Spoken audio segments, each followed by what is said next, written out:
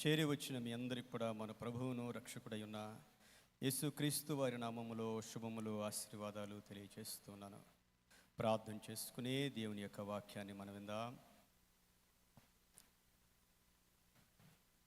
సకల ఆశీర్వాదములకు కారణభూతుడవై ఉన్న సర్వాధికారివై ఉన్న మా దేవా, నీకు వందనాలు, స్తుతులు, స్తోత్రాలు చెల్లిస్తూ ఉన్నా.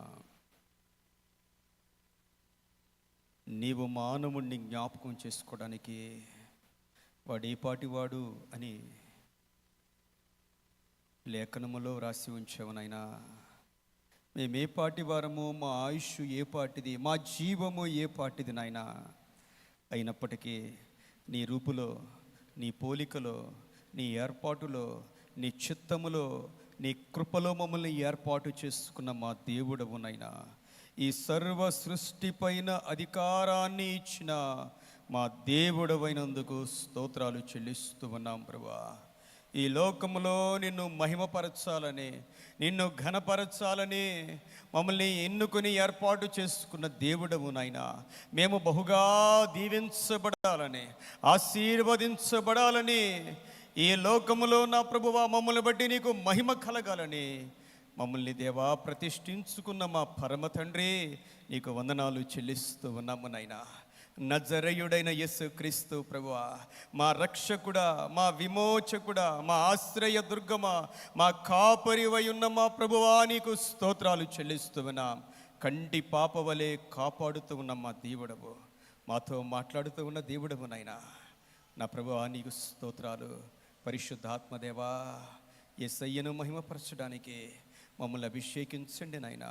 యేసుక్రీస్తు ప్రభు కొరకు జీవించడానికి మమ్మల్ని నింపండి నాయనా. పొంగి పొర్లే మీ అభిషేకము మాకు దయచేయండి నాయనా. ఆత్మదేవా, మీ స్వరము మాకు వినిపించమని ప్రార్థన చేస్తూ ఉన్నాను. నీ యందు భయభక్తులు కలిగి నిన్ను ఆరాధించడానికి వచ్చిన నీ బిడ్డలమైన మమ్మల్ని అందరినీ దీవించమని ప్రార్థన చేస్తూ ఉన్నాను. పరిశుద్ధాత్మదేవా, నా జీవితాన్ని పూర్తిగా నీకు సరెండర్ చేస్తున్నాను. నా జ్ఞానము కానీ, నా ఆలోచనలు కానీ, నా మాటలు కానీ, నా ఉద్దేశములు ఏది నా ప్రభువా ఇక్కడ నెరవేరకూడదు నాయనా. నీ మాటలు అందించండి ప్రభువా. ఆశీర్వదించే నీ మాటలు, మమ్మల్ని హెచ్చరించే నీ మాటలు, మమ్మల్ని గద్దించే నీ మాటలు, మమ్మల్ని బలపరిచే నీ మాటలు, అయ్యా ప్రవచనాత్మకమైన నీ మాటలు మీరు అందించమని ప్రార్థన చేస్తున్నాను. ప్రతి హృదయము బలపడాలి, సంతోషించాలి, దీవెన పొందుకోవాలి. సమస్త చీకటి శక్తులు లయమైపోవాలి, అంధకార క్రియలు లయమైపోవాలి, మా శరీర కార్యములు లయమైపోవాలి, మాలో ఉన్న లోకాసులన్నీ పోవాలి. పూర్తిగా నీ చిత్తానికి లోబడి వారిగా మేము ఉండగలుగుటకు సహాయము చేయమని యేసుక్రీస్తు వారి పరిశుద్ధ నామములో వేడుకొని ప్రార్థిస్తూ ఉన్నాను తండ్రి. ఆమేన్, ఆమేన్. ప్రియమైన దేవుని బిడ్డలారా, మీ అందరికీ మన ప్రభువును రక్షకుడై ఉన్న యేసుక్రీస్తు వారి నామములో వందనాలు తెలియజేస్తున్నాను. సకాలంలో చాలామంది వచ్చారు, వారందరికీ ప్రత్యేకమైన వందనాలు తెలియజేస్తూ ఉన్నాను. ప్రియమైన దేవుని బిడ్డలారా, ఈరోజు మనం చదువుకున్న వాక్యంలో నుండి ఒక చిన్న మాట, హబక్కూకు గ్రంథంలో 2వ అధ్యాయము ఒకసారి 4వ వచనాన్ని చదువుదాం. హబక్కూకు గ్రంథం 2వ అధ్యాయము 4వ వచనాన్ని. వారు యథార్థపరులు కాక తమలో తాము అతిశయపడుదురు, అయితే నీతిమంతుడు విశ్వాసమూలముగా బ్రతుకును. బైబిల్ గ్రంథంలో మొత్తం 66 పుస్తకాలు ఉన్నాయి. పాత నిబంధన గ్రంథంలో 39, క్రొత్త నిబంధనలో 27 ఉన్నాయి. పాత నిబంధన గ్రంథములో 12 మంది చిన్న ప్రవక్తలు ఉన్నారు. 12 మంది చిన్న ప్రవక్తలు: హోషేయ, యోవేలు, ఆమోసు, ఓబద్యా, యోనా, మీకా, నహూము, హబక్కూకు, జఫన్యా, హగ్గయి, జకర్యా, మలాకి. సామాన్యంగా ఈ చిన్న పుస్తకాలు అనేసరికి మనకు తీయడానికి చాలా టైం పట్టుద్ది. మన జీవితానికి మనకు ఆధారం మనకు బైబిల్ గ్రంథమే. బైబిల్ గ్రంథం చదవాలి అనుకునేవారు ఏం చేయాలంటే, మొట్టమొదటిగా అసలు ఇవన్నీ నేర్చుకోవాలి. 66 పుస్తకాలు, పాత నిబంధనలో ఉన్న 39, క్రొత్త నిబంధనలో ఉన్న 27. టక్కని తీసేయాలి, చెప్పగానే ఎక్కడ ఏది ఉందో మనకి వెంటనే వచ్చేయాలి. ప్రియమైన దేవుని బిడ్డలారా, పెద్ద కష్టమేం కాదు. కాబట్టి హబక్కూకు గ్రంథం చిన్న ప్రవక్తల గ్రంథంలో మరి 8వది. ఇది మనం సామాన్యంగా అర్థం కాని గ్రంథం. ఇది హబక్కూకు గ్రంథం చదవడానికి ఎవరో ఇష్టపడరు. ఎందుకంటే ఎన్నిసార్లు చదివినా కూడా అర్థం కాదు, ఒక మిస్టరీ లాగా మనకు కనపడతా ఉంటుంది. కానీ ప్రియమైన దేవుని బిడ్డలారా, బైబిల్ గ్రంథంలో ప్రాముఖ్యమైన కొన్ని వచనాలు తీసుకుంటే, బైబిల్ గ్రంథం అంతట్లో కల్లా కొన్ని ప్రాముఖ్యమైన విషయాలు వచనాలు తీసుకుంటే, అందులో ఒక ప్రాముఖ్యమైన వచనం ఏంటి అంటే ఈరోజు మనం చదివిన వాక్యం. బైబిల్ గ్రంథానికి ఒక విధంగా చెప్పాలంటే ఒక విశ్వాసికి ఆధారమైనది, ఒక విశ్వాసికి ధైర్యాన్ని ఇచ్చేది, ఒక విశ్వాసికి రక్షణ ఇచ్చేది. ఈ మాట మనం ఇందులో గమనించగలం. ఏంటంటే అది నీతిమంతుడు విశ్వాస మూలముగా బ్రతుకును. The just shall live by faith. నీతిమంతుడు విశ్వాస మూలముగా బ్రతుకును. ఇదొక్క మాట గనక మనకు అర్థమైతే బైబిల్లో మనకు చాలా మట్టుకు కూడా అర్థమైపోయినట్లే. ఇదొక్క మాట అర్థమైతే, ఈ ఒక్క మాట అనేక మంది జీవితాలను మార్చింది. ప్రియమైన దేవుని బిడ్డలారా, మన నీతి వేరు, దేవుని నీతి వేరు. ఈ లోకములో ఏ మానవుడు కూడా నీతిని సంపాదించుకోలేడు. మనం ఎంత ప్రయాసపడినా మానవుడు నీతిని సంపాదించుకోలేడు. కారణం ఏంటంటే మానవుడు అనే ఒక విత్తనమే అది పాపపు విత్తనమై ఉన్నది. ఈ విత్తనము పాపపు విత్తనము గనుక మనము ఎంత మంచిగా జీవించాలి అనే ప్రయత్నం చేసినా ప్రతి మానవునిలో కూడా ఏదో ఒక రకమైన పాపము, ఒక ఆలోచనలు కానీ, చూపులు కానీ, క్రియల్లో కానీ ఏదో ఒక రకమైన పాపం ఉంటుంది. మనము ఎంత నీతిమంతుణ్ణి తీసుకున్నా, ఎన్ని నీతి బోధలు చేసే వ్యక్తిని మనం తీసుకున్నా, ఆ వ్యక్తిలో పాపము కానీ స్వార్థము కానీ ఖచ్చితంగా ఉంటుంది. ప్రియమైన దేవుని బిడ్డలారా, బైబిల్ గ్రంథాన్ని బయటకు తీసుకొని వచ్చిన వ్యక్తి మార్టిన్ లూథర్ గారు. మార్టిన్ లూథర్ గారు యవ్వన కాలములోనే తన జీవితాన్ని దేవునికి సమర్పించుకున్నాడు. ఆయన వారి తల్లిదండ్రులు హన్స్ గారు, మార్గరెట్ లూథర్ గారు. తండ్రి కోరిక ఏంటంటే తన కుమారుడు ఒక ఉన్నతమైన లాయరుగా ఉండాలని ఆశపడ్డాడు. జర్మనీ దేశంలో లూథర్ కూడా బాగా చదువుకుంటున్న దినాలు. లూథర్ గారికి ఒక 22 సంవత్సరాలు వచ్చాయి. తన ఇంటి యొద్ద నుండి చదువుకునే ప్లేస్కి వెళ్ళాడు. ఇంటి యొద్ద నుండి చదువుకునే ప్లేస్కి వెళ్ళేసరికి అకస్మాత్తుగా వాతావరణం ఒక్కసారే మారిపోయింది. భయంకరమైన వాతావరణం వచ్చేసింది. తుఫాను లాంటి పరిస్థితి వచ్చింది, మెరుపు లాంటి పరిస్థితి వచ్చింది. ఆ సమయంలో ఆయన అనుకున్నాడు, నేను ఇంకా బ్రతకలేనేమో అనుకున్న ఆయన తన మనస్సులో ఒక మాట పలికాడు. ఏంటంటే, దేవా, బ్రతుకుంటే నీ కోసం బ్రతికేస్తాను, ఇంకా ఈ జీవితం నీ కోసమే అనుకున్నాడు. ఎందుకు పలికాడో కానీ పలికేశాడు. ఆయన ఒక మాట పలికాడు. దేవుని కోసం బ్రతకడం అంటే ఏంటనుకున్నాడంటే ఆయన ఒక మఠంలో చేరాడు. అగస్టీన్ అనే మహాభక్తుని యొక్క మఠంలో చేరాడు. ఆ మఠంలో చేరి చాలా నిష్టగా ఉండేవాడు. 22 సంవత్సరాల వయస్సులో 2 సంవత్సరాలు అయ్యేసరికి ఆ పీఠానికి ఆయన కూడా ఒక బోధకుడిగా మారాడు. ఎంత మారినా, ఎంత ఉపవాసాలు చేస్తూ ఉన్నా, ఎంత దీక్ష చేస్తూ ఉన్నా, అందరికంటే ఒక ప్రత్యేకించబడిన వ్యక్తిగా ఉన్నప్పటికీ కూడా తన హృదయంలో, తన మనస్సులో ఇంకా నీతి అనేది తను పొందుకోలేకపోతూ ఉన్నాడు. మానవుడు నీతి పొందుకోవడానికి ఏం చేస్తూ ఉంటాడు? తనను తాను, తన శరీరాన్ని శ్రమ పెట్టుకోగలడు. మనం ఉపవాసం ఉండగలం. ఎన్ని దినాలు ఉండగలం? మనిషి యొక్క ఆరోగ్యాన్ని బట్టి, వారి యొక్క నిష్టను బట్టి ఒక్కొక్కరు ఒక్కొక్క రకంగా ఉపవాసం ఉండగలరు. కొంతమంది వారి శరీరాన్ని ఆ విధంగా నియంత్రించుకోవడానికి ప్రయత్నిస్తూ ఉంటారు. క్రైస్తవ జీవితం అనేది మనస్సుతో ప్రారంభం అవ్వాలి. అనగా దేవుని కార్యము ఆత్మలో జరిగి ఆ మనిషి యొక్క మనస్సు మారాలి. మనిషి యొక్క మనస్సు మారకుండా ఏ మానవుడు కూడా నీతిమంతుడు కాలేడు. ప్రియమైన దేవుని బిడ్డలారా, ఈ రోజుల్లో ఏదైనా తిండి మానేస్తేనో, వేసుకునే బట్టల్ని బట్టో, లైఫ్ స్టైల్ని బట్టో ఒక మనుష్యుడు నీతిమంతుడు అని మనం పొరబడుతూ ఉంటాం. ప్రియమైన దేవుని బిడ్డలారా, నేను కొన్ని చోట్ల చూసేవాడిని, పలానా ఆయన 5 సంవత్సరాల నుంచి భోజనం మానేసాడు అని పెట్టేవాళ్ళు. ప్రజలందరూ తండోపతండలుగా వెళ్ళిపోతూ ఉండేవాళ్ళు. ఆ మనిషి భోజనం మానేశాడు, కానీ ఆ మనిషి చాలా కాస్ట్లీ ఫుడ్ తినేవాడు. డ్రై ఫ్రూట్స్ తినేవాళ్ళు, లేకపోతే జ్యూసులు తాగేవాళ్ళు. అంటే మానవుడు ఏమనుకుంటాడంటే, నేను ఆ పని చేయలేకపోతున్నాను కాబట్టి ఆ మనిషి ఏదో ఉన్నతమైన మనిషి ఏమో అనుకుంటా ఉంటాడు. కానే కాదు. ప్రియమైన దేవుని బిడ్డలారా, ఈ మార్టిన్ లూథర్ గారు కూడా ఎంతో తపన పడ్డాడు. ఆయన తపన ఏంటంటే, నేను దేవుని వాక్య ప్రకారం జీవించాలి.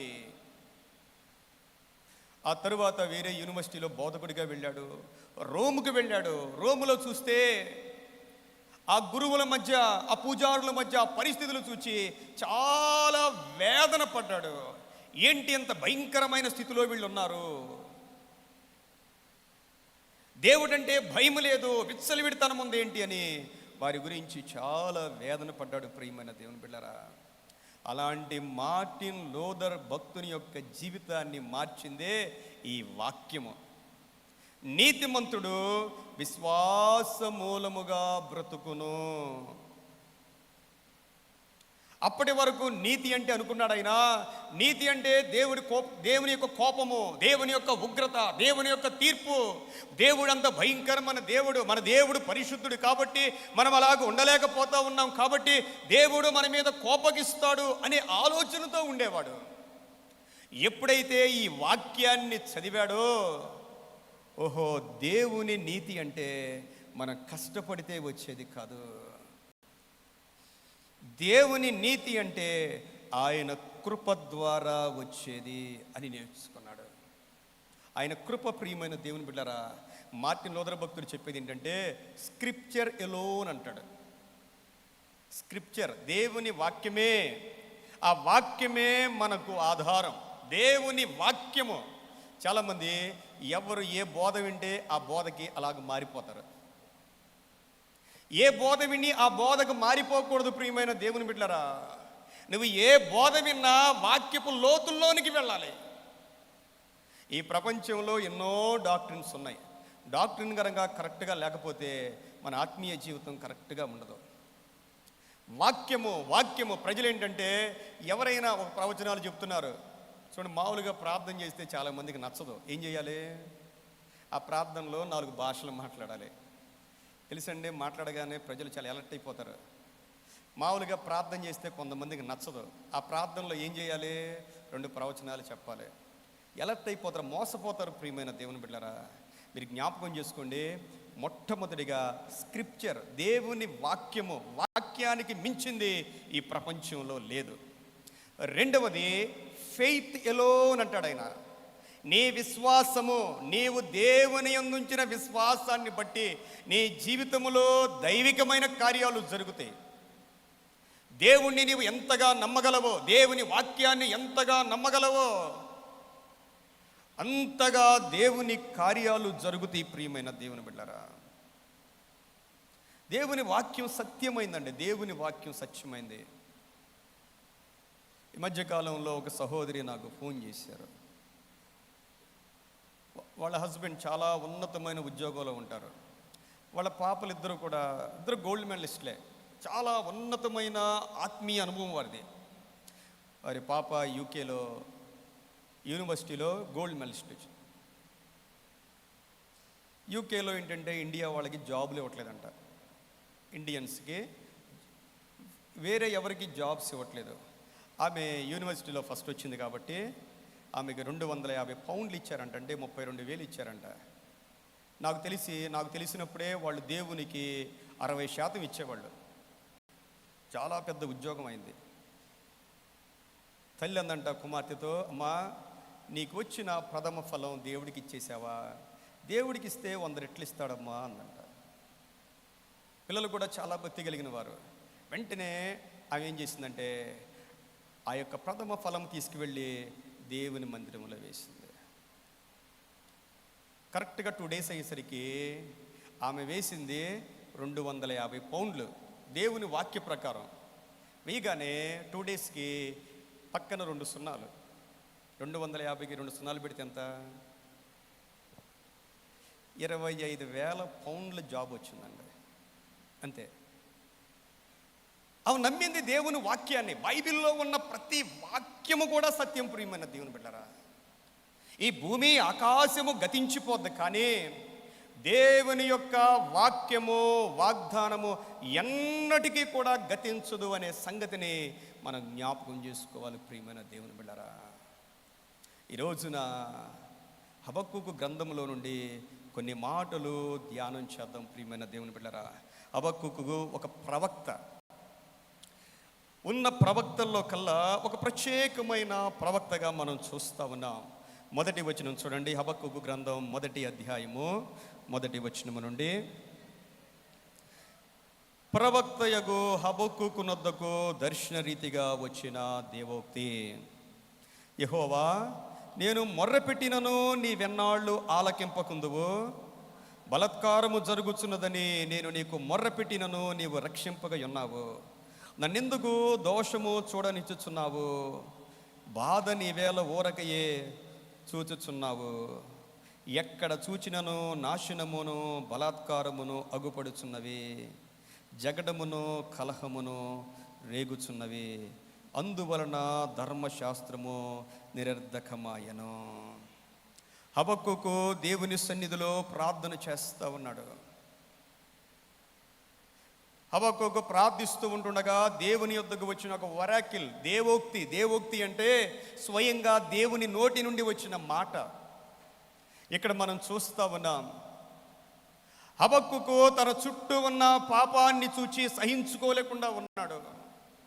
తన చుట్టూ పాపం, తన చుట్టూ ఉన్న అన్యాయం, తన చుట్టూ ఉన్న అక్రమం, దేవునికి వ్యతిరేకమైన కార్యక్రమాలను చూస్తూ హబక్కూకు దేవుని సన్నిధిలో ప్రార్థన చేస్తూ ఉన్నాడు. ప్రియమైన దేవుని బిడ్డలారా, అయ్యా నేను నీకు మొర్రపెట్టినా నువ్వు ఆలకింపక ఉన్నావు, బలాత్కారము జరుగుతున్నదని నేను నీకు మొర్రపెట్టినా నీవు రక్షింపక ఉన్నావు.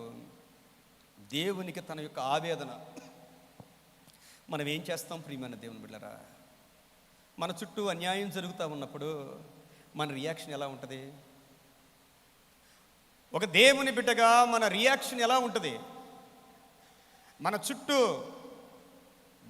దేవుని మహిమకు వ్యతిరేకమైన కార్యక్రమాలు, దేవుని ఘనతకు వ్యతిరేకమైన కార్యక్రమాలు జరిగినప్పుడు దేవుని ఆత్మ కలిగిన బిడ్డగా మనం ఏం చేయాలి, ఎలా ఉండాలి, ఎలా ఉంటున్నాం అని ఒక్కసారి మనల్ని మనం ప్రశ్న వేసుకోవాలి. ప్రియమైన దేవుని బిడ్డలారా, హబక్కూకు ఏం చేశాడంటే ఏ మానవునితో మాట్లాడట్లేదు, దేని గురించి డిస్కస్ చేయటం లేదు, దేని గురించి తీర్పు తీర్చడం లేదు, దేవుని సన్నిధికి డైరెక్ట్గా వెళ్ళిపోయాడు. ప్రియమైన దేవుని బిడ్డలారా, దేవుని సన్నిధికి వెళ్ళి కన్నీరు కారుస్తూ ఉన్నాడు, మొర్ర పెడతా ఉన్నాడు. దేవా, నీ ప్రజలైన ఈ యూదా జనాంగము బలాత్కారముతో నిండిపోయింది, నాయనా నీవేం చేస్తావు అని దేవుణ్ణి అడుగుతూ ఉన్నాడు. ప్రియమైన దేవుని బిడ్డలారా, ఎప్పుడైనా మన జీవితంలో మన చుట్టూ ఇలాంటి పరిస్థితులు ఉన్నప్పుడు మనం దేవుని సన్నిధిలో ప్రార్థించే వ్యక్తులంగా ఉంటా ఉన్నామా,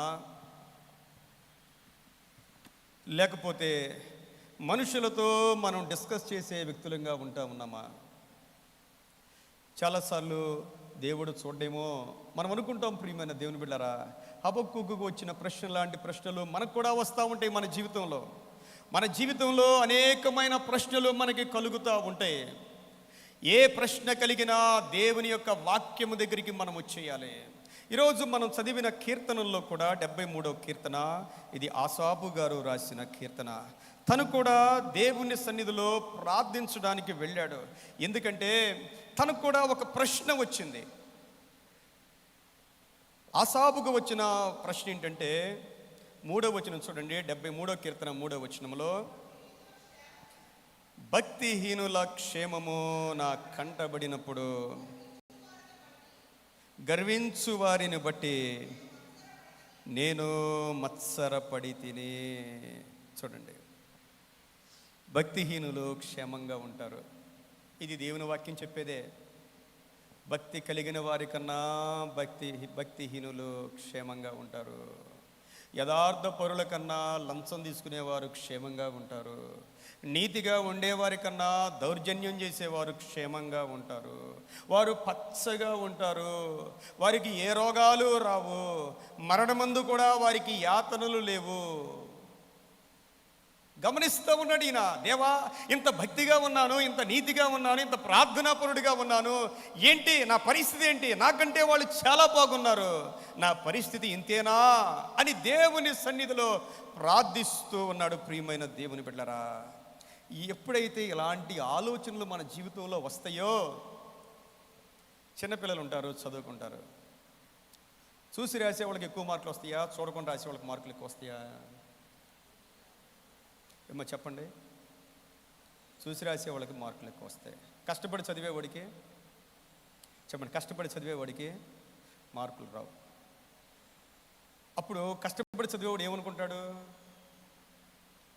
ఖచ్చితంగా అనుకుంటారండి. కష్టపడి చదివేవాడు అనుకుంటాడు, నేను దివారాత్రులు ఇంత కష్టపడి చదివాను, అది ఏమీ చదవకుండా నాకన్నా ఎక్కువ మార్కులు వచ్చేసినాయి, కాబట్టి నేను కూడా అలాగుంటే బాగుండు అనుకుంటాడు. మనం చూడగానే మన ఆలోచనలు మారిపోతాయి. అలాగే ఎంతోమంది కష్టపడి ఉద్యోగం చేసుకుని జీవితంలో ఏమీ సంపాదించలేని వారు ఉంటారు. అన్యాయంగా అక్రమంగా డబ్బు సంపాదించి వర్ధిల్లేవారు చాలామంది ఉంటారు. ఈ కష్టపడే వాళ్ళు ఏమనుకుంటారంటే చాలామంది, ఎందుకు ఇంత నీతిగా ఉంటే నాకు వచ్చిన ప్రయోజనం ఏంటి?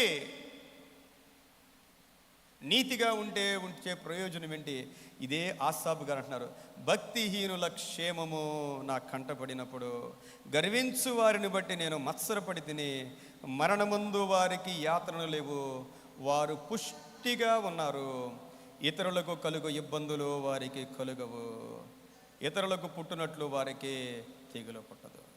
అన్యాయంగా అక్రమంగా డబ్బు సంపాదించేవాళ్ళు, అన్యాయంగా జీవించేవాళ్ళు ఎలా ఉంటారంటే 6వ వచనంలో, వారు గర్వము కంఠహారము వలె వారిని చుట్టుకొనుచున్నది, వస్త్రము వలె వారు బలాత్కారము ధరించుకుందరు, క్రొవ్వు చేత వారి కన్నులు మెరకలై ఉన్నవి, వారి హృదయ ఆలోచనలు బయటికి కానవచ్చుచున్నవి, ఎగతాళి చేయొచ్చు బలాత్కారము చేత జరుగు కీడును గురించి వారు మాటలాడుదురు. చూడండి, వాళ్ళు అనుకుంటారంట 11వ వచనం, దేవుడికి ఎట్లు తెలుసుకొనును, మహోన్నతికి తెలివి ఉన్నదా అని వారు అనుకుందురు. భక్తిహీనులు ఈ విధంగా ఉంటే ప్రియమైన దేవుని బిడ్డలారా, భక్తి పరులైన వారు భక్తిహీనులను చూసి వాళ్ళని చూసి మత్సరపడుతూ, వాళ్ళని చూసి బాధపడుతూ, దేవుడికి కళ్ళు లేవా, దేవునికి చెవులు లేవా, దేవుడు ఉన్నాడా, దేవుడు లేడా, ఇలాంటి ఆలోచనలతో ఆలోచించుకుంటూ ప్రియమైన దేవుని బిడ్డలారా, ఎప్పుడైతే ఇలాంటి ఆలోచనలు ఆలోచించుకుంటూ భక్తిలో దిగజారిపోతూ ఉంటారో, వాళ్ళు చేసే పని ఏంటంటే 2వ వచనములో 73వ కీర్తన 2వ వచనములో, నా పాదములు జారుడకు కొంచెమే తప్పెను, నా అడుగులు జార సిద్ధపడెను. ఇలాంటి ఆలోచనలు మన జీవితంలోనికి వచ్చినప్పుడు భక్తిహీనులు వర్ధిల్లుతూ ఉన్నారు, వాళ్ళు క్షేమంగా ఉన్నారు. ఏంటి దేవా అని ఎప్పుడైతే మనం ఆత్మీయంగా కొంచెం దిగజారిపోతూ ఉంటామో, మనకు తెలియకుండా మన పాదాలు జారిపోతూ ఉంటాయి. ప్రియమైన దేవుని బిడ్డలారా, ఆసాపు గారు దేవుని మందిరంలోకి వెళ్ళాడు. దేవుని మందిరంలోకి వెళ్ళి ధ్యానం చేస్తూ ఉన్నాడు. అసలు ఏం జరగబోతా ఉన్నదో అన్ని పరిశీలనగా చూస్తూ ఉన్నాడు. ప్రియమైన దేవుని బిడ్డలారా, పరిశీలన చేస్తూ ఆయన అంటున్న మాట ఏంటంటే 12వ వచనం చూడండి, ఇదిగో ఇట్టివారు భక్తిహీనులు, మీరు ఎల్లప్పుడూ నిశ్చింత గలవారే ధనవృద్ధి చేసుకుందరు, నా హృదయమును చూడండి, నా హృదయమును శుద్ధి చేసుకుని ఉండుట వ్యర్థమే, నా చేతులు కడుగుకొని నిర్మలుడునయుండుట వ్యర్థమే. దినమంతయు నాకు బాధ కలుగుచున్నది, ప్రతి ఉదయము నాకు శిక్ష వచ్చుచున్నది. 2 మాటల్లో తేల్చేశాడండి. భక్తిహీనులు క్షేమంగా ఉన్నారు, మరణమందు కూడా వారికి బాధలు లేవు, వాళ్ళు పచ్చగా ఉన్నారు, వర్ధిల్లుతా ఉన్నారు. భక్తి కలిగిన వారు, ప్రార్థనా పరులు, వారికి వచ్చిన కష్టాలు, వారికి వచ్చిన బాధలు ప్రతిరోజు కష్టాలే. ఏంటి ప్రభువా, నేను పరిశుద్ధంగా ఉండడం వ్యర్థమేనా, నీతిగా ఉండడం వ్యర్థమేనా అని ఆలోచన చేస్తూ ఉన్నాడు. ప్రియమైన దేవుని బిడ్డరా, ఆ సమయంలో ప్రియమైన దేవుని బిడ్డరా, దేవుని సన్నిధికి వెళ్ళి పరిశుద్ధ స్థలములోకి వెళ్ళి ఎంత ధ్యానం చేస్తూ ఉంటుంటే 18వ వచనంలో అంట మాట. 18వ వచనం చూడండి, నిశ్చయముగా నీవు వారిని కాలు జారు చోటనే ఉంచి ఉన్నావు, వారు నశించున్నట్లు వారిని పడవేయుచున్నావు, క్షణమాత్రములోనే వారు పాడైపోవుదురు, మహాభయము చేత వారు కడముట్ట నశించుదురు, మేలుకొనిన వాడు తాను కన్న కల మరిచిపోవునట్లు ప్రభువా నీవు మేలుకొని వారి బ్రతుకును తృణీకరించెదవు. చూడండి ప్రియమైన దేవుని బిడ్డరా, భక్తిహీనులు ఎంత వర్ధిల్లినా ఆకాశాన్నంటే మహావృక్షమంత ఎదిగినా ఈ రోజుల్లో ఒక్క క్షణములోనే పెద్ద పెద్ద వృక్షాలు నేలమట్టమైపోవడం మనం చూస్తూ ఉన్నాం. దేవుడు చూస్తూ ఉన్నాడు, దేవుడు వింటూ ఉన్నాడు, దేవుడు ప్రతిదీ గమనిస్తూ ఉన్నాడు, దేవుడు అవకాశాలు ఇస్తూ ఉన్నాడు. ప్రియమైన దేవుని బిడ్డలారా, ఎందుకు భక్తిహీనులు వర్ధిల్లుతూ ఉన్నారు అంటే వాళ్ళు ఇంకా మారుతారేమో, లేకపోతే వారి పాపం ఇంకా పండాలి అని దేవుడు చూస్తూ ఉన్నాడు. ప్రియమైన దేవుని బిడ్డలారా, పాపం అన్నా పండాలి, నీతి అన్నా పండాలి, ఏదైనా పండే వరకు దేవుడు ఎదురు చూస్తూ ఉన్నాడు. ప్రియమైన దేవుని బిడ్డలారా, దేవుడు జరుగుతూ ఉన్న పాపపు విషయంలో దేవుని తీర్పులు ఎలా ఉంటాయంటే హబక్కూకు గ్రంథంలో మనం చదివిన వాక్యములో 1వ అధ్యాయములో 5వ వచనం చూడండి ఒకసారి. హబక్కూకు గ్రంథం 1వ అధ్యాయము 5వ వచనం, అన్యజనుల్లో జరుగునది చూడుడి, ఆలోచించుడి, కేవలము జాగ్రత్తగా స్లోగా చదవండి. ప్రియమైన దేవుని బిడ్డలారా, ఈ వాక్యాన్ని మన హృదయానికి అప్లై చేసుకోండి. దేవుని వాక్యం ఎప్పుడూ మనకు అప్లై చేసుకోవాలి. మీ దినములలో నేను ఒక కార్యము జరిగింతును, అలాగు జరుగునని ఒకడు మీకు తెలిపినను మీరు అతని నమ్మక యుందురు. ఏంటంటే దేవుడు ఒక కార్యాన్ని చేస్తూ ఉన్నాడు. ప్రియమైన దేవుని బిడ్డలారా, 6వ వచనములో ఉద్రేకముగా గల క్రూరులకు కల్దీయులను నేను రేపుచున్నాను అంటున్నాడు దేవుడు. దేవుడు తన ప్రజలైన ఇశ్రాయేలు యూదుల మీదకి దేవుడు పనికి మాలిన భయంకరమైన అతి క్రూరులైన కల్దీయులు బబులోనీయులను దేవుడు రేపుతా ఉన్నాడంట. ఇది ఎక్కడి విచిత్రం అండి. ఇశ్రాయేలు ప్రజలు వాళ్ళు చేసిన పాపం చిన్నదే, కల్దీయుల పాపం మహా పెద్దది. దేవుడంట తన ప్రజలైన వారిని శిక్షించాలి అని మన దేవుడు మహాప్రేమ కలిగిన దేవుడు. ప్రియమైన దేవుని బిడ్డలారా, ఆయన మనకు పెట్టినా మంచి దేవుడే, ఆయన మనకు తిట్టినా మంచి దేవుడే, ఆయన మనల్ని కొట్టినా మంచి దేవుడే. మీరు జ్ఞాపకం చేసుకోండి, ఆయన పెట్టినా మంచి దేవుడే, రెండోది ఆయన తిట్టినా మంచి దేవుడే, మూడవది ఆయన కొట్టినా మంచి దేవుడే. ఎందుకు అంటే తన ప్రజలు నశించడం ప్రభువుకి ఇష్టం ఉండదు. ప్రియమైన దేవుని బిడ్డలారా, తన ప్రజలు దారి తొలగిపోయారు. దేవుడు హబక్కూకుకు చెప్పాడు, వాళ్ళు ఏ రకాలైన పాపాలు చేశారో దేవుడు హబక్కూకుకు తెలియజేశాడు. తమ కంటే దుర్మార్గులైన వారు, భయంకరులైన వారిని దేవుడు రేపుతూ ఉన్నాడు. దేవుడే రేపాడంట. మన మీద శత్రువుల్ని కొన్నిసార్లు దేవుడే రేపుతాడండి. భయంకరమైన వ్యక్తుల్ని మనకు వ్యతిరేకంగా దేవుడే రేపుతాడండి. ఇది బైబిల్ చెప్పే వాక్యం. ప్రియమైన దేవుని బిడ్డలారా, దేవుని చిత్తము లేకుండా ఎవ్వరూ మనల్ని ఒక మాట కూడా అనలేరు. దేవుని చిత్తము లేకుండా మన తల వెంట్రుకల్లో ఒక్కటి కూడా రాలదు అనే సంగతిని మనం జ్ఞాపకం చేసుకోవాలి. ఎవరు రేపారు ఈ కల్దీయుల్ని? అతి భయంకరులు, క్రూరులైన వారు. దేవుని ప్రజల మీదకి రాబోతూ ఉన్నారు. వారిని రేపింది దేవుడే. ఎందుకంటే ఒక దెబ్బ తగిలితే, కొన్ని కష్టాలు వస్తే, కొన్ని అవమానాలు వస్తే నా ప్రజలు తిరిగి నా వైపు తిరుగుతారు, నా ప్రజలు తిరిగి నన్ను ప్రేమిస్తారు, నా ప్రజలు తిరిగి నాకు లోబడతారు అనేది దేవుని యొక్క ఉద్దేశ్యమైనది. ప్రియమైన దేవుని బిడ్డలారా, మీరు ఎప్పుడూ ఒక సంగతిని మీరు జ్ఞాపకం చేసుకోండి.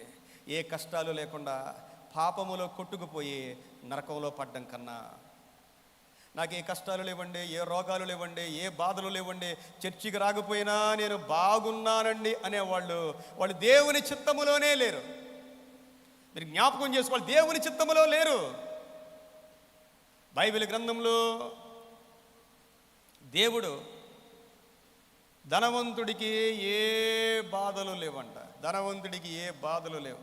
ఒకవేళ ఏ రోగమున్నా, ఏ కష్టమున్నా దేవుడి వైపు తిరిగేవాడేమో. ఏమీ లేవు కాబట్టి ఒకే రాత్రి దేవుడు ఆయన ప్రాణాన్ని అడిగేశాడు. ప్రియమైన దేవుని బిడ్డలారా, ఈ రాత్రే అన్నాడు దేవుడు. ఇక మారు మనసు లేదు ఇంకా ఆయనకి.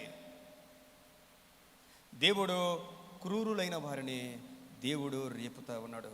ఒకసారి యోవేలు గ్రంథం చూడండి, అందరూ తీయండి. యోవేలు గ్రంథం కనపడదు కదా అనుకోవద్దు, అందరూ బైబిల్ గ్రంథం తీయండి. యోవేలు గ్రంథం 2వ అధ్యాయము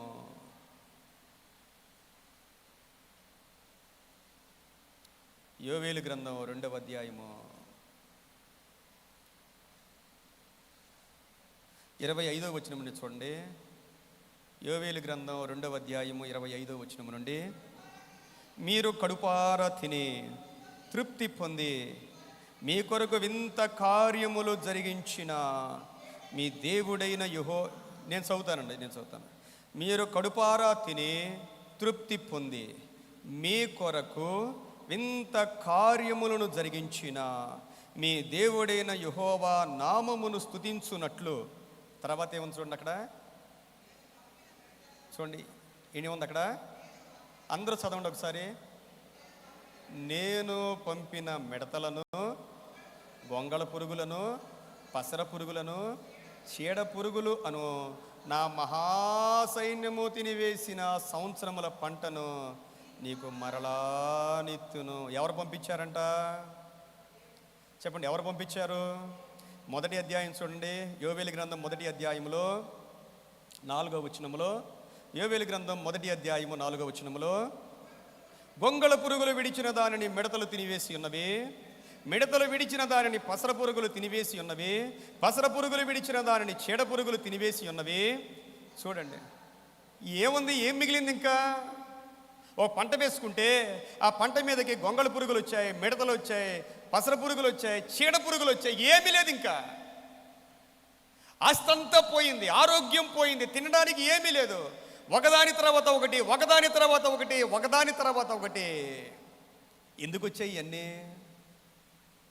ఎందుకు వచ్చాయి ఏమ్మా చెప్పండి, ఎందుకు వచ్చినాయి ఈ కష్టాలు? ఎవరు పంపించారు ఈ కష్టాలు? చెప్పండి ఒకసారి, అందరూ చెప్పండి ఒకసారి. ఎవరు పంపించారు? గట్టిగా చెప్పండి అమ్మా. మీ జీవితాల్లో మీకు వచ్చిన కష్టాలు ఎవరు పంపించారు? చెప్పండి ఒకసారి. దేవుడు పంపించాడు. ఏమంటే దేవుడు ఎందుకు పంపించాడు? నాశనం అయిపోవడానికి కాదు.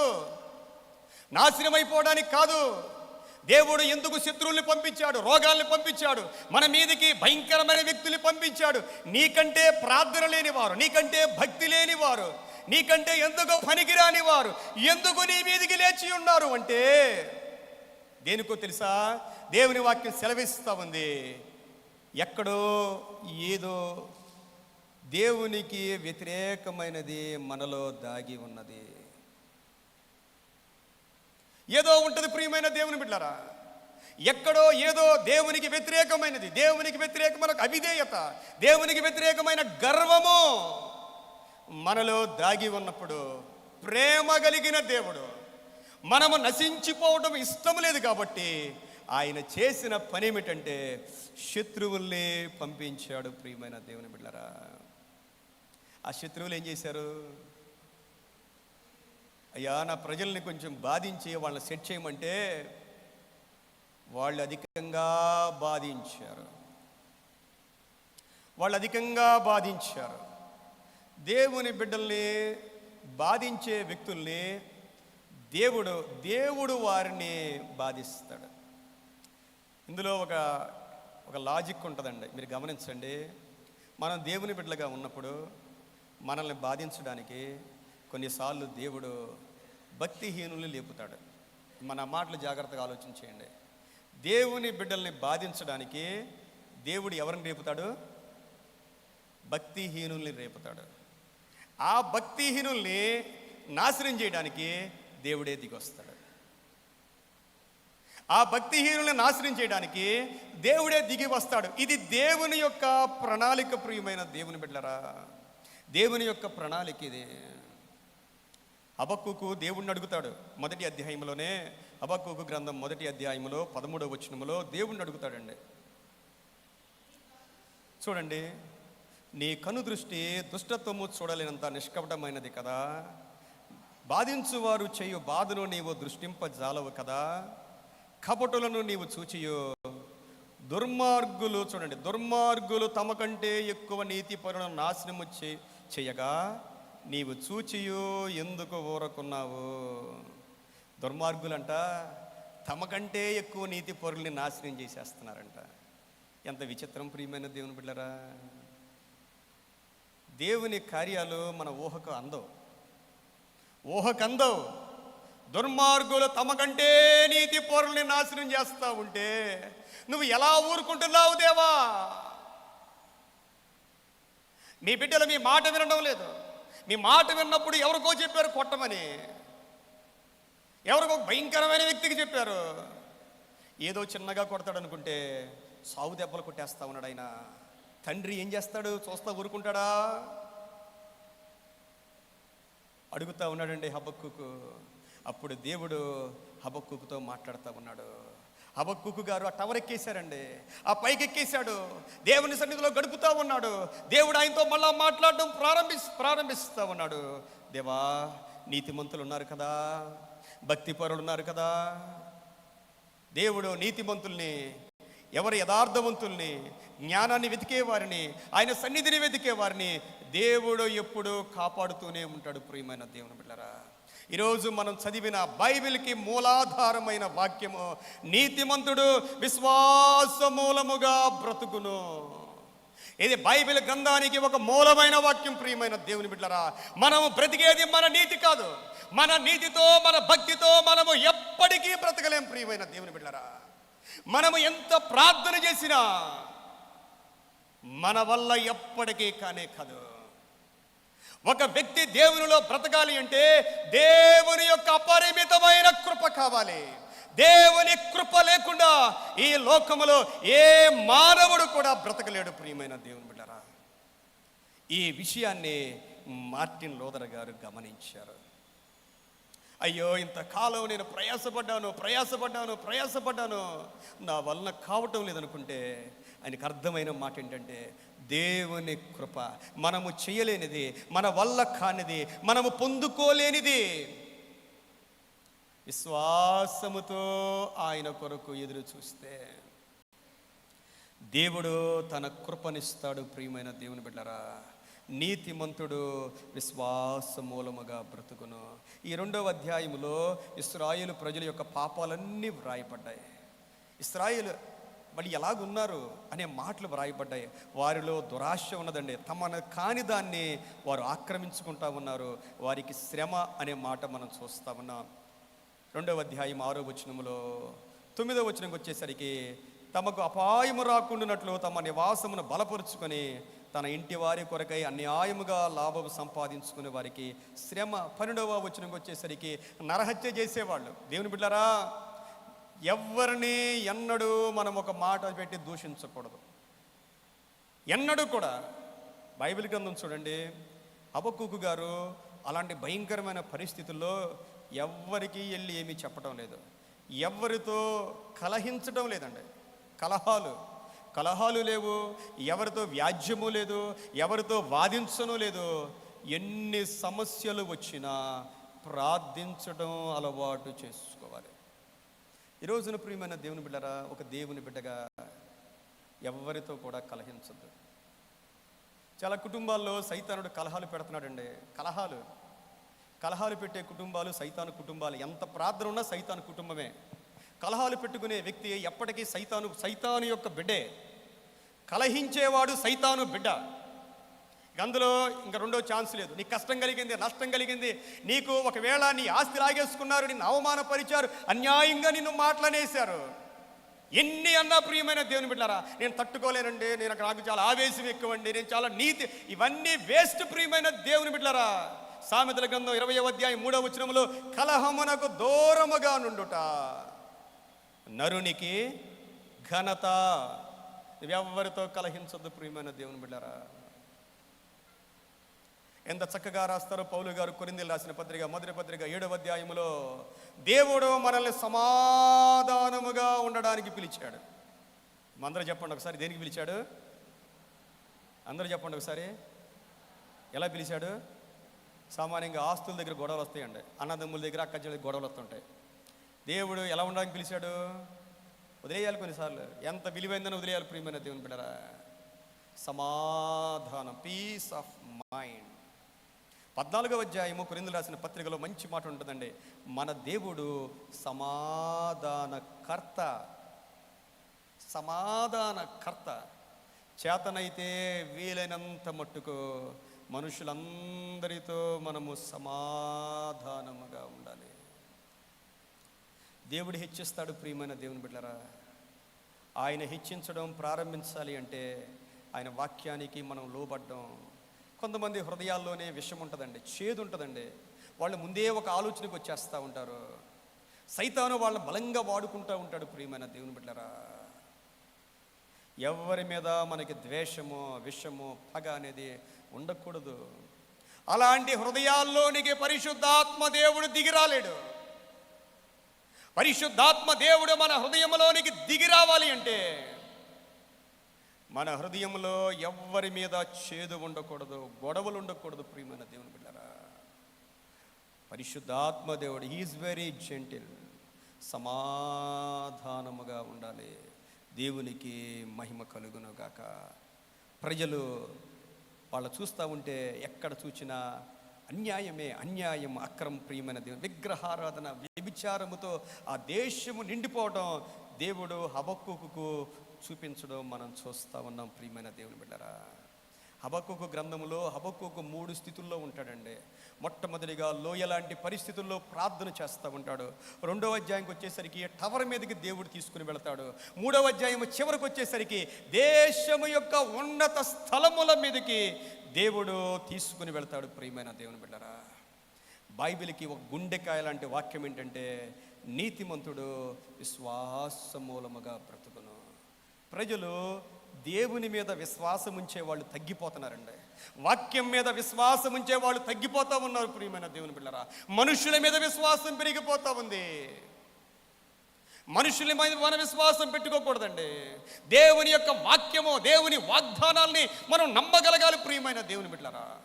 ఈరోజు మనం చదివిన రోమీయులకు రాసిన పత్రిక 1వ అధ్యాయాన్ని మనం చదివినప్పుడు పౌలు గారి కోరిక ఏంటంటే, ఆ రోజుల్లో ప్రపంచానికి చాలా ప్రాముఖ్యమైంది రోమా దేశం, రోమా ప్రాంతానికి సువార్త ప్రకటించాలి అనుకున్నాడు. కానీ రోమా ప్రాంతాన్ని ఎప్పుడూ కూడా దర్శించలేదండి.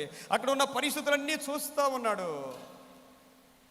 అక్కడ రాజును పూజిస్తూ ఉన్నారు, పక్షుల్ని పూజిస్తూ ఉన్నారు, జంతువుల్ని పూజిస్తూ ఉన్నారు, అక్కడ ఉన్న సిద్ధాంతాలను పూజిస్తూ ఉన్నారు. అలాంటి భయంకరమైన పరిస్థితుల్లో ప్రియమైన దేవుని బిడ్డలారా, ఆయన అన్న మాట ఏంటంటే 16వ వచనం చూడండి. 1వ అధ్యాయం 16వ వచనం,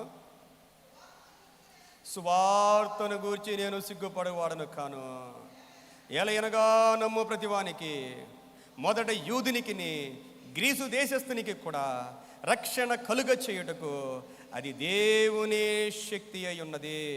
పౌలు యొక్క తన జీవిత ఆశయం ఏంటంటే సువార్త ప్రకటించాలి. ఎవ్వరు కనపడినా సువార్త ప్రకటించాలి. యేసయ్యను గురించి మన నోటి నుండి ఒక మాట రాగానే అది ఒక శక్తి కలిగిందిగా మారిపోతండి. ఎవరైనా ఒంట్లో బాగలేదనుకోండి, మీకు వచ్చి చెప్తే మీరు మొట్టమొదటిగా చెప్పాల్సిన మాట ఏంటి? ఆ డాక్టర్ దగ్గరికి వెళ్ళండి, ఈ డాక్టర్ దగ్గరికి వెళ్ళండి అనకూడదు. మనం ఏం చెప్పాలి? ప్రార్థన చేసుకోండి అనాలి. మన దేవుడు సర్వశక్తి కలిగిన వాడు. ప్రియమైన దేవుని బిడ్డలారా, మనం నమ్మలేకపోతున్నాం. ఎవరైనా కష్టాల్లో ఉన్నారు, బాధల్లో ఉన్నారు, ఇరుకుల్లో ఉన్నారు, కన్నీటితో ఉన్నారు, మనం ఏం చెప్పాలి? లోక సంబంధమైన సలహాలు ఇవ్వటం కాదండి, యేసయ్యను గురించి 2 మాటలు చెప్పాలి. సువార్తలో శక్తి ఉన్నది. ప్రియమైన దేవుని బిడ్డలారా, ఈ ప్రపంచంలో అన్నిటికీ మించిన శక్తి సువార్తలో ఉన్నది. సువార్త అంటే యేసయ్యను గురించిన వార్తే. మనం అదే పలకాలి. మన నోటి నుండి వేరే మాట మనం రానియకూడదు. ప్రియమైన దేవుని బిడ్డలారా, మనం రానియకూడదండి. దేవుని యొక్క మాట మనం పలకాలి అని అంటూ ఉన్నాడు. తర్వాత వచనములో, ఎందుకని నా నీతిమంతుడు విశ్వాస మూలముగా జీవించునని వ్రాయబడిన ప్రకారము, విశ్వాస మూలముగా అంతకంతకు విశ్వాసము కలుగునట్లు దేవుని నీతి దాని యందు బయలుపరచబడి ఉన్నది. స్టార్టింగే చెప్పేశాడండి. స్టార్టింగ్ భయంకరమైన ప్రజలు. ఆ తర్వాత మనం చదివితే దేవుడంట వారిని విడిచిపెట్టేశాడంట. ఎంతగా విడిచిపెట్టాడంటే పాపము చేయడానికి దేవుడు విడిచిపెట్టేశాడంట. వాళ్ళ ఇష్టానుసారంగా జీవించడానికి దేవుడు ఒక వ్యక్తిని విడిచిపెట్టేస్తే ఆ వ్యక్తి భ్రష్టుడైపోతాడు, ఆ వ్యక్తి నీచుడైపోతాడు. దేవుని చేత ఒక వ్యక్తి కనుక విడిచిపెట్టబడితే వాళ్ళు స్త్రీలను పెళ్లి చేసుకుంటా ఉన్నారు, పురుషుల్ని పెళ్లి చేసుకుంటా ఉన్నారు. వారికి భ్రష్ట మనస్సు వచ్చింది, విచ్చలవిడితనం వచ్చింది. విచ్చలవిడి పాపం ఎవరు చేస్తారంటే, మనం అనుకుంటున్నాం ఏమండి, కల్చర్ మారిపోయింది, టెక్నాలజీ పెరిగిపోయింది. కానే కాదండి. దేవుడు గనక ఒక మనిషిని విడిచిపెడితే ఆ మనిషి భయంకరమైన పాపములో పడిపోతాడు. అలాంటి ప్రజలకు సువార్త ప్రకటిస్తూ ఉన్నారు. ఇలాంటి భయంకరమైన పరిస్థితుల్లో కూడా యేసునందు విశ్వాసం ఉంచితే చాలు, నీవు నీతిమంతుడుగా మారిపోతావు. నీకు నీతిగా బ్రతకాలని ఆశ ఉంటే, నువ్వెన్ని ప్రయత్నాలు చేసి ఓడిపోయినా సరే యేసునందు విశ్వాసం ఉంచు, ఆయన నిన్ను నీతిమంతుడిగా చేసేస్తాడు. ఇదే సువార్త. ప్రియమైన దేవుని బిడ్డలారా, ఇదే మాటలు పౌలు గారు గలతీ సంఘానికి కూడా వ్రాస్తారు. గలతీలో దిగజారిపోయారండి, గలతీలో రక్షణ పొందారు, గలతీలో ఆత్మను పొందుకున్నారు. ఆత్మను పొందుకున్న గలతీల మధ్యలోనికి కొంతమంది అన్య బోధ చేత వాళ్ళని పాడు చేస్తూ ఉన్నారు. అన్య బోధ చేత వారిని పాడు చేస్తూ తిరిగి ఆచారాల్లోనికి, తిరిగి పద్ధతుల్లోనికి నడిపిస్తూ ఉన్నారు. ఈ రోజుల్లో కూడా ప్రియమైన దేవుని బిడ్డలారా, దేవుని వాక్యం కంటే ఆచారాలకి ప్రాముఖ్యతనిచ్చేవాళ్ళు ఎక్కువ మంది ఉంటారు.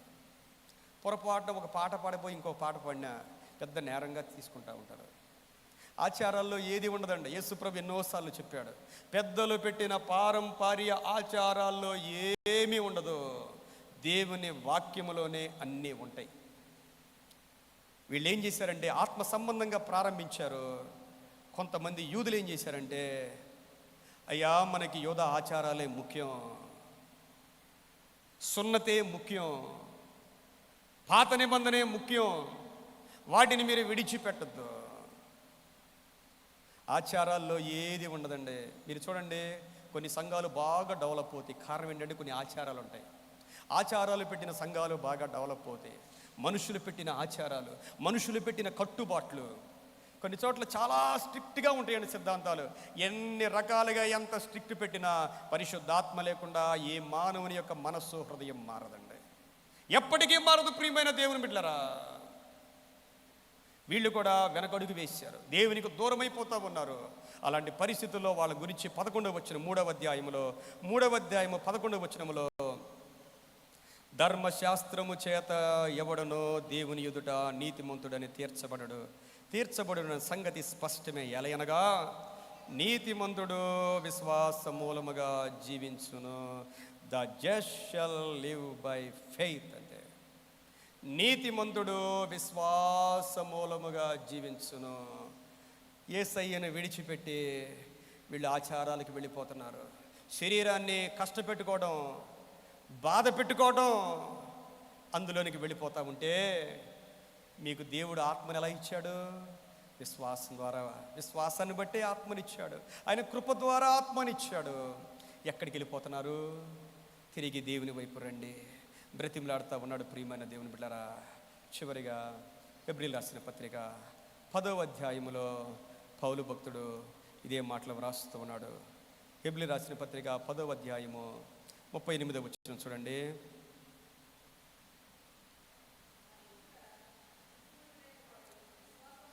చూడండి, నా ఎదుట నీతిమంతుడైన వాడు విశ్వాస మూలముగా జీవించును గాని అతడు వెనుక తీసిన ఎడల అతని యందు నా ఆత్మ సంతోషపడదు. కొంతమంది వెనక్కి వెళ్ళిపోతారు.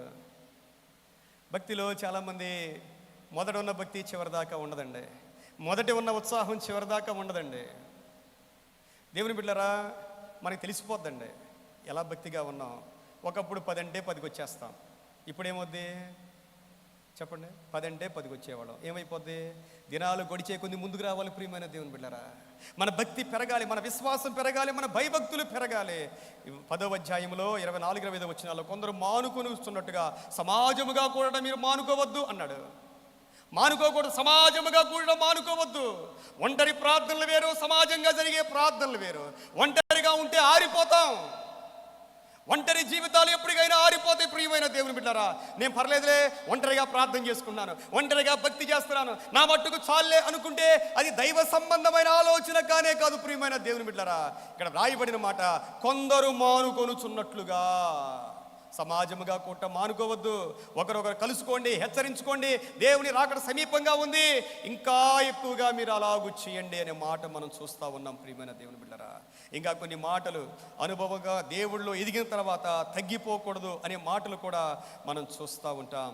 చూడండి 32వ వచనం చూడండి. మాట చదివిన తర్వాత మీరు చూడండి, అందరూ చూడండి మాట. అయితే మీరు వెలిగింపబడిన మీదట శ్రమలతో కూడిన గొప్ప పోరాటము సహించిన పూర్వదినములు జ్ఞాపకము తెచ్చుకొనుడి. చూడండి, మీరు వెలిగింపబడ్డారు. మనం ఎప్పుడు కూడా మన గతాన్ని చెప్తాం. నేనేనంతే, నేను చదువుకునేటప్పుడు, నేను లేకపోతే నా ప్రారంభ దినాల్లో జాబ్ చేసేటప్పుడు చేసిన సేవ, అప్పుడు పడిన కష్టం ఇప్పుడు లేదు. అప్పుడు ఒకలాంటి కష్టం ఉండేది.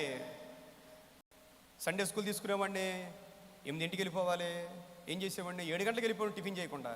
నేను చదువుకున్న దినాలు అన్నీ టిఫిన్ చేసేవాడిని కాదు.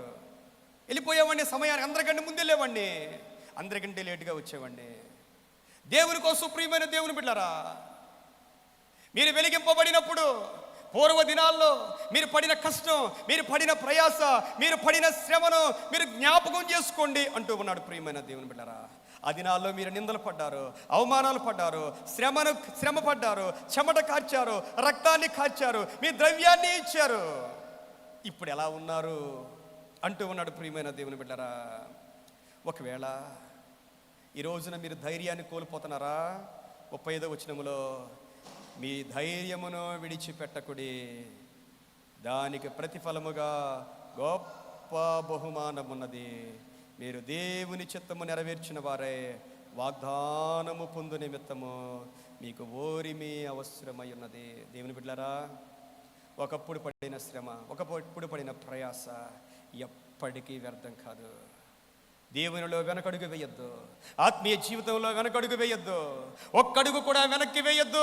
ప్రభువులో ముందుకు సాగిపోవడమే ప్రభువు నేర్పించాడు. ఓరిమితో, ప్రార్థనతో మనం ముందుకు సాగవలసిన వారమై ఉన్నాం. ఎప్పుడు మీకు మీరే ఒక కొలమానం, మీకు మీరే కొలమానం. ఒకప్పటి కంటే ఇప్పుడు భక్తి ఎక్కువ ఉందా, తక్కువ ఉందా? ఒకప్పటి కంటే ఎక్కువ భక్తి ఉందా, తగ్గిపోతా ఉందా? ఒకప్పటి కంటే ప్రయాసపడుతున్నారా, వెనకడుగు వేస్తూ ఉన్నారా? వెనకడుగు వేస్తే మనకే నష్టం. ప్రియమైన దేవుని బిడ్డలారా, ఈ రోజున దేవుని యొక్క వాగ్దానం, నీతిమంతుడు విశ్వాస మూలముగా బ్రతుకును. కళ్ళు మూసుకుందాం, ప్రార్థన చేద్దాం. మహాపరిశుద్ధుడా, ప్రేమ కలిగిన తండ్రి, నీకు వందనాలు చెల్లిస్తూ ఉన్నా. నీవెంతైనా నమ్మదగిన దేవుడవైనందుకు స్తోత్రాలు. మమ్మల్ని బ్రతికించేది నువ్వే ప్రభువా. మేము తినే ఆహారం కాదు, మేము సంపాదించే సంపాదన కాదు, మా జ్ఞానం కాదు, ఏది కాదు నైనా, నీ యందున్న విశ్వాసమును బట్టి మేము బ్రతుకుతూ ఉన్నాం ప్రభువా. మమ్మల్ని బ్రతికించేది నువ్వే. ఏ స్థితిలో ఉన్నా బ్రతికిస్తావు. ఆరోగ్యమున్నా లేకున్నా, ఐశ్వర్యమున్నా లేకున్నా, శ్రమలున్నా లేకున్నా మమ్మల్ని బ్రతికించగలిగిన ఏకైక దేవుడవు నాయనా. మా సంఘంలో అనేక మంది నీ కొరకు ప్రయాసపడుతూ ఉన్నారు, ప్రయాసపడిన వారు ఉన్నారు. వారందరినీ దీవించి ఆశీర్వదించి నీ కృపలో బలపరచుమని యేసుక్రీస్తు వారి పరిశుద్ధ నామములో వేడుకొని ప్రార్థిస్తూ ఉన్నాను తండ్రి. సమస్త జ్ఞానములకు మించిన దేవుని సమాధానము యేసుక్రీస్తు వలన మన హృదయములకును తలంపులకును కావలియుండును కాక. ఆమేన్, ఆమేన్, ఆమేన్. ఈ సమయంలో మరి స్త్రీల సమాజం వారు మన ఆంధ్ర క్రైస్తవ కీర్తనలో నుండి 440వ కీర్తన పాడుచూ ఉండగా మరి మన ట్రెజరర్ గారు వారి యొక్క బృందం వచ్చి కానుకలు స్వీకరించవలసిందిగా వారిని ఆహ్వానిస్తా ఉన్నాను.